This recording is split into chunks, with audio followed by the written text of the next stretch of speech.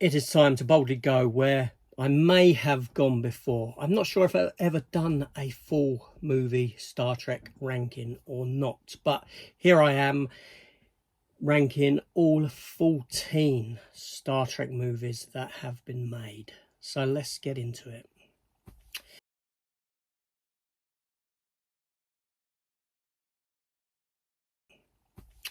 Hello everyone, welcome back to the channel. Welcome to this here ranking of all 14 Star Trek movies that we've had.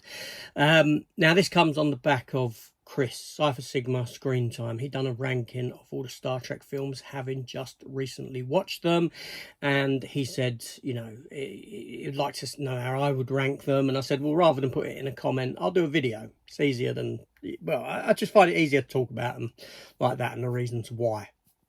Matt has also done the same. Both of their videos are up. I will link them or link their channels below so you can go and check out their Star Trek rankings as well. I've seen Chris's ranking. I've not yet watched Matt's ranking because influence and that sort of a thing.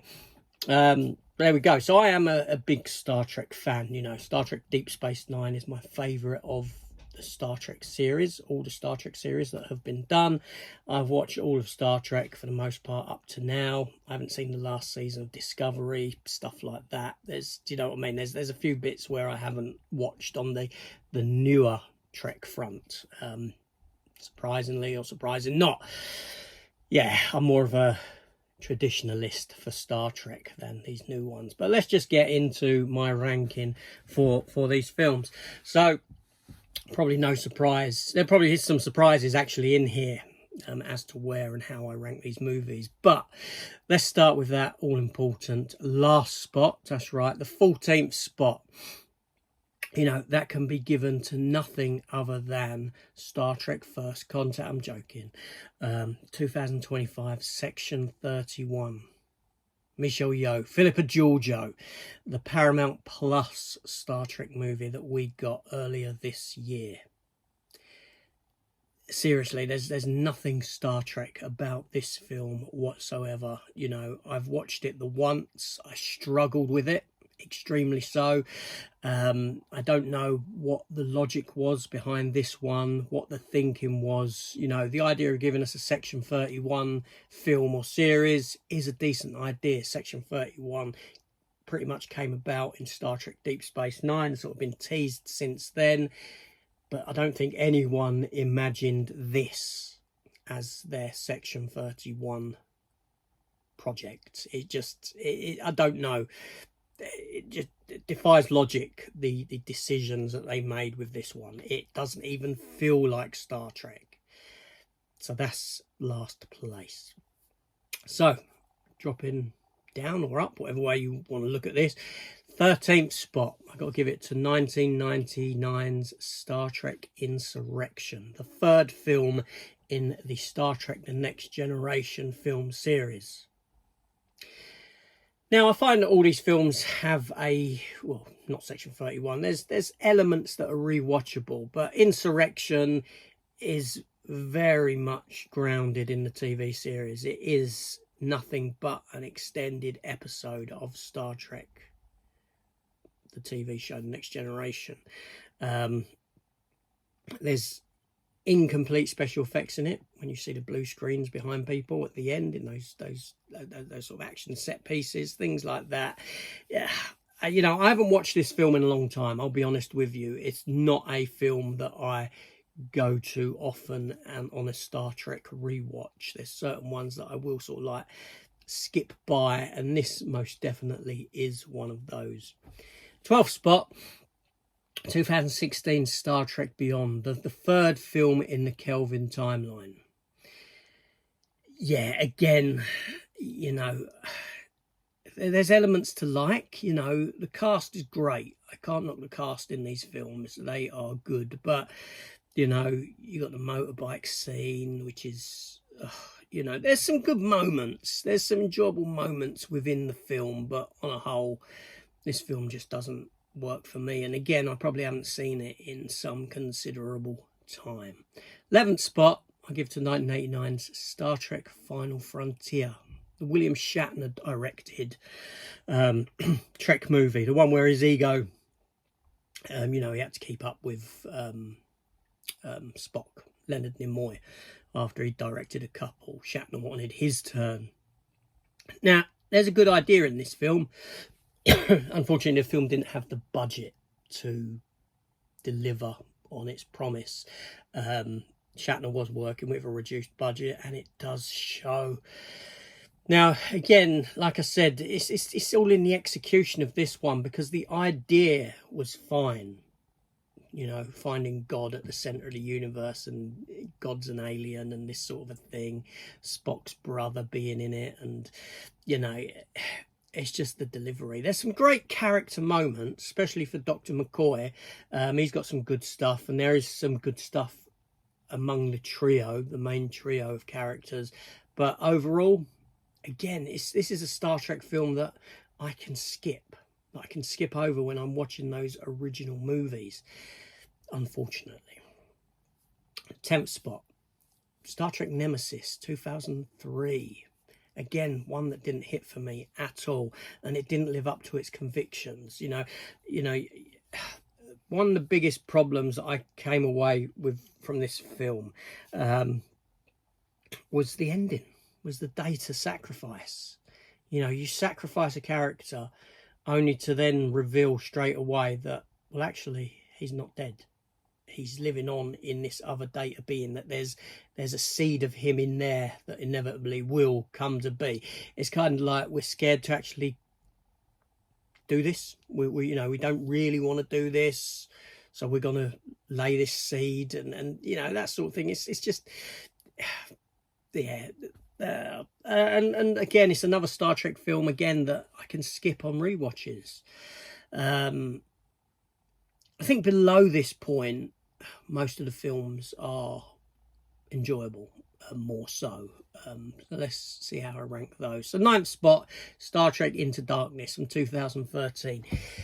Okay, so this film looks great. It really does. And yes, I know you've got the whole remake issue of Wrath of Khan and Benedict Cumberbatch playing Khan and all this, and certain elements don't work in that regard.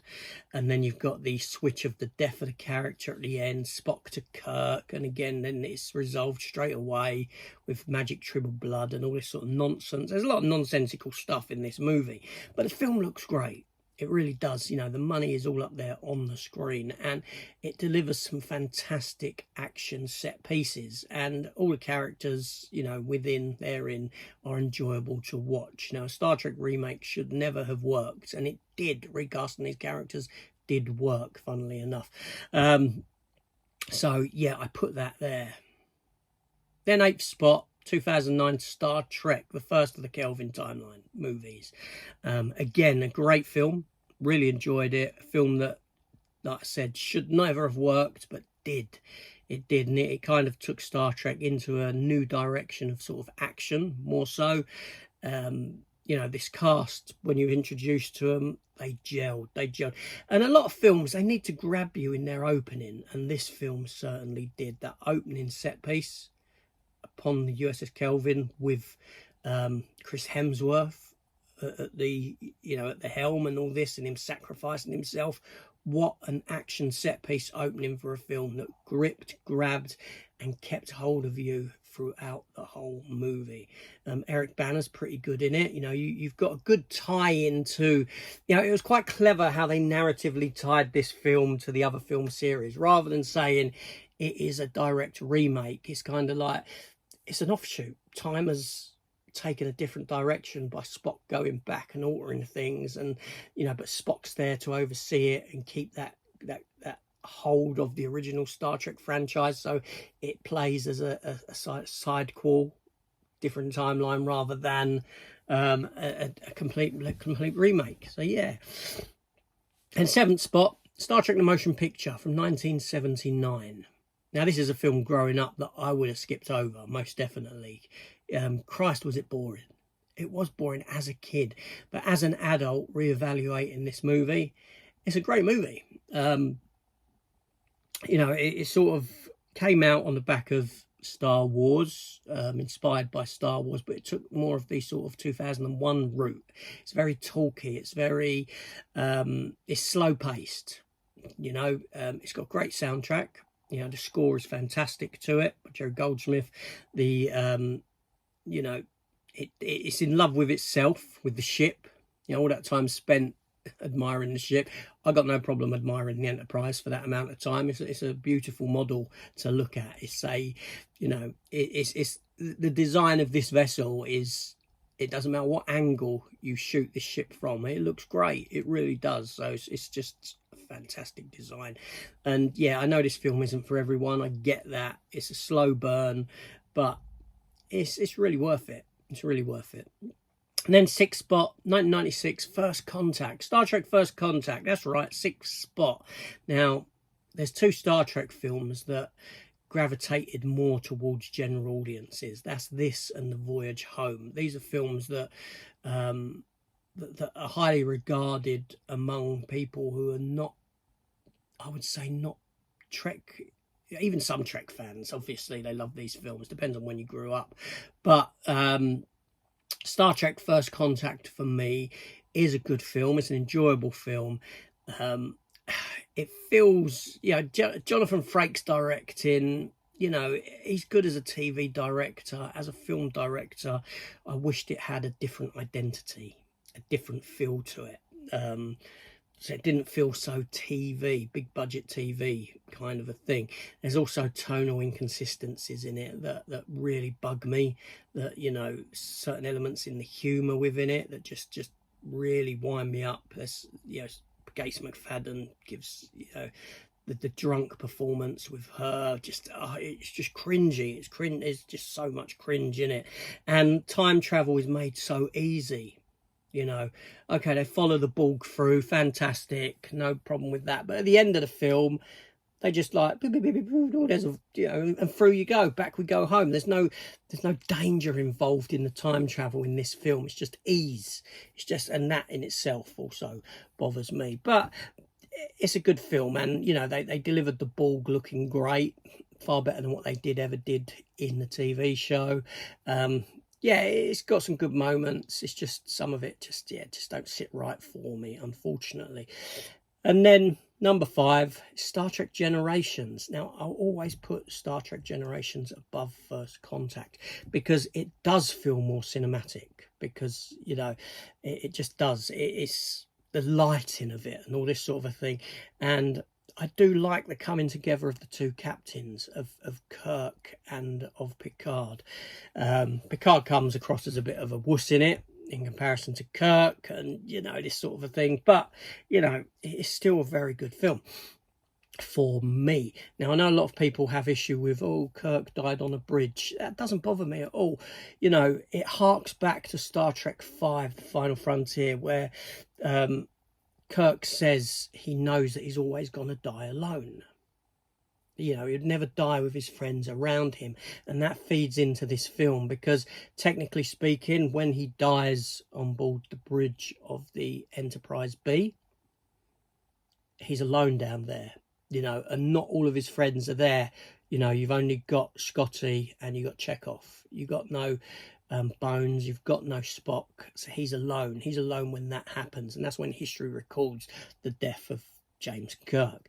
And then in the Nexus, when he dies properly, or dies again, so to speak, whatever way you want to look at it, he's alone. Picard, he doesn't know Picard from Adam, right? But he's alone, so he's there. So it works. It works narratively speaking. You know, I think it's a good film. You know, but there we go. Like I said, there will be some controversial decisions herein. Then in fourth place is Star Trek IV, The Voyage Home, 1987. Now, again, this is one, as a kid, that, you know, it would have been higher up on this list. It would have been closer to that top spot because, again, it is a great film. Unlike First Contact, you feel a bit of danger element around the time travel in this film and what they're doing. But again, it's great to have a film where there's no bad guy. There isn't a bad guy in sight in this film. No villain. It's just, you know, the film obviously comes back to the 80s, set in the 80s. So it was cheaper to make in that sense, doing that.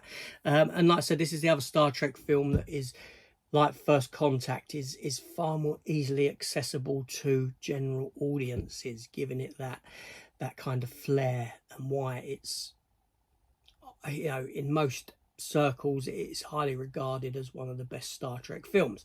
For me, like I said, it's kind of dropped over the years a bit, and this is where it gets a bit controversial, because my third spot is Star Trek Search for Spock from 1984. You know, there was a time when Search for Spock would have been higher up than, or lower than, Voyage Home. I should say that Voyage Home would be in that third spot, most definitely. But the reason that Search for Spock now pushes higher than Voyage Home is because of the emotional quotient to it, the content. This is a very emotional film, and it plays on emotions, and there's some fantastic scenes therein. You know, the death of Kirk's son, the destruction of the Enterprise, all these moments here lend itself to a far more emotional journey, an emotional ride, and it's highly quotable. There's a lot of great, memorable, quotable lines within this film.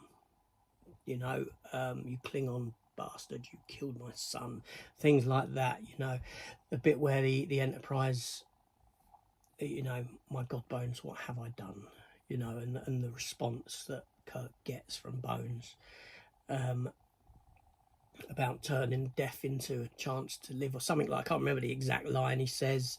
It's in my mind somewhere if I thought about it. But yeah, so that one is now my third favourite Star Trek film, most definitely. And then second spot, 1992, Star Trek The Undiscovered Country. Great film. You know, Nicholas Meyer back in the director's chair after Wrath of Khan. He did write, you know, some of Search for Spock, Voyage Home. He was involved in that in certain elements. But yeah, this is where it kind of brings those themes together. You know, the events of Star Trek 3, the death of Kirk's son, his feelings towards the Klingons and the Klingon Empire, the fact that the Klingon Empire is sort of close to extinction because of the destruction of their moon and this sort of a thing, and he's got to decide whether to help, and you know, and then you got the whole conspiracy stuff going on in the film. Yeah, it's a very rich, enjoyable Star Trek film for me. And then obviously that leads to my number one spot, and you know, I've always said my favourite Star Trek film, 1982, Star Trek The Wrath of Khan. I don't think that, you know, it would go any other way than to give it to this film. This film here was so iconic that this, you know, forget Star Trek the motion picture, this is the film that cemented the look of Star Trek throughout the rest of the films moving forward. How you even saw these the uniforms never really change throughout the Star Trek films moving on. Or the OG Star Trek films. You saw these uniforms utilized in the Next Generation at times and things like that. You know, the return of Khan, the fact that it's a sequel to Space Seed, an episode from the original series, the return of that character of Khan and Ricardo Montalban, this sort of a thing, and you know, the sacrifice of Spock at the end, it does hit you. Yes, you do get the tease at the end that maybe Spock's alive because his torpedoes on the planet down below, but it's nowhere near as egregious as that Nemesis stuff with Data. You know, this is for me one of the greatest submarine movies ever made, and I love submarine movies.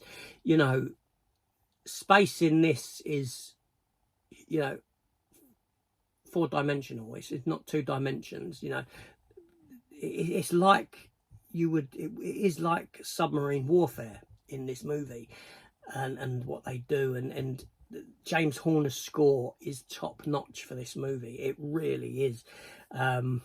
Yeah, it's a wonderful film, and probably my most watched Star Trek movie, but I do have to follow it up with Search for Spock, Voyage Home, and Undiscovered Country, that ties those loose ends together.